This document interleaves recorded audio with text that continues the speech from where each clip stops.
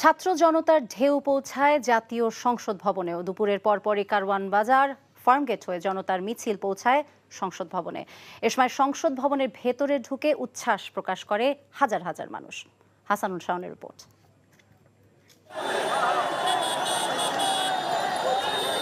শিক্ষার্থীদের আন্দোলন অনেক মৃত্যু মারিয়ে রূপ নিয়েছে গণ অভ্যুত্থানে।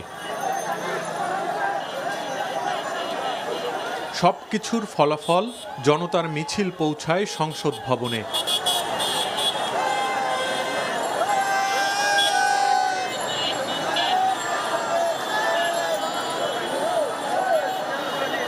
এ সময় হাজার হাজার ছাত্র জনতা ঢোকেন সংসদ ভবনের ভেতরে।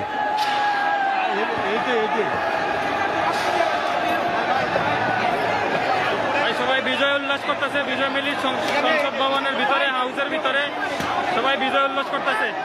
সবাই যেন দেশে গণতান্ত্রিক ব্যবস্থা না থাকার দীর্ঘদিনের পুঞ্জীভূত ক্ষোভ প্রকাশ করেন।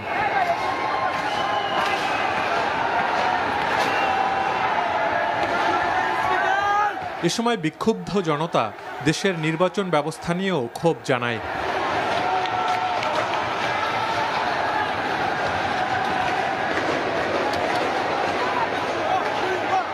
উচ্ছ্বাস প্রকাশ করে জনতা দাবি জানায়, রাষ্ট্রের যেসব সংস্কারের আশা নিয়ে সর্বস্তরের মানুষ রাস্তায় নেমেছেন, আগামীতে নিরপেক্ষভাবে তা যেন বাস্তবায়ন হয়। ভবিষ্যতে ভোটাধিকার প্রয়োগ করে সুষ্ঠু নির্বাচনের মাধ্যমে দেশের সংসদে যাতে যোগ্যদের বসাতে পারে জনগণ, সেই গণতান্ত্রিক ব্যবস্থার দাবিই জানায় উচ্ছ্বসিত জনতা।